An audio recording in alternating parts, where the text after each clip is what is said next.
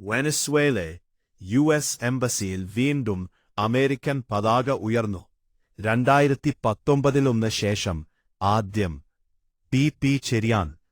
Washington DC നീണ്ട 7 വർഷത്തെ ഇടവേളയ്ക്ക് ശേഷം വെനസ്വേലയിലെ കാരക്കാസിലുള്ള അമേരിക്കൻ എംബസിയിൽ ശനിയാഴ്ച വീണ്ടും US പതാക ഉയർത്തി.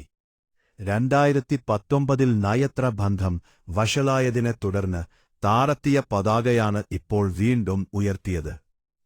കഴിഞ്ഞ ജനുവരിയിൽ വെനസ്വേലൻ പ്രസിഡന്റായിരുന്ന നിക്കോളാസ് മഡുറോയെ അമേരിക്കൻ സൈന്യം പിടികൂടിയതിനെ തുടർന്ന് ഇരു രാജ്യങ്ങളും തമ്മിൽ 48 പാഴത്തെ ഭാഷ വടിയൊക്കെ ചുരിച്ച നദരീതയ അവകാശപ്പറ്റി മുമ്പേ നിലവിലെ ആക്ടിംഗ് പ്രസിഡന്റ് ഡെൽസി റോഡ്രിഗസ് അമേരിക്കയുമായി ചർച്ചകൾക്ക് തയ്യാറായതും അമേരിക്കൻ പ്രസിഡന്റ് ഡൊണാൾഡ് ട്രംപ് അവർക്ക് പിന്തുണ പ്രഖ്യാപിച്ചതുമാണ് എംബസി തുറക്കുന്നതിലേക്ക് നയിച്ചത്.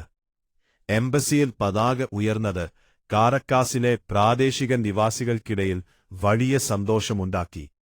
ഇത് പുരോഗതിയുടെയും ലോകരാജ്യങ്ങളുമായുള്ള നല്ല ബന്ധത്തിന്റെയും തുടക്കമാണെന്ന് പലരും പ്രതികരിച്ചു.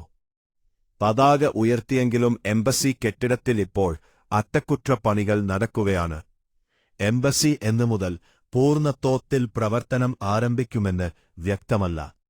അതേസമയം നിക്കോളാസ് മഡുറോയെ നിർബന്ധപൂർവം അധികാരത്തിൽ നിന്ന് നീക്കിയതിലും അദ്ദേഹത്തെയും ഭാര്യയെയും ന്യൂയോർക്കിൽ ജയിലിലടച്ചതിലും വെനസ്വേലയിലെ ഒരു വിഭാഗം രാഷ്ട്രീയക്കാർക്കും ജനങ്ങൾക്കും ട്രംപ് ഭരണകൂടത്തോട് കടുത്ത എതിർപ്പുണ്ട്. രാജ്യത്തെ എണ്ണ വ്യവസായത്തിൽ അമേരിക്കൻ സ്വാധീനം വർദ്ധിക്കുന്നതിനെയും ഇവർ വിമർശിക്കുന്നു.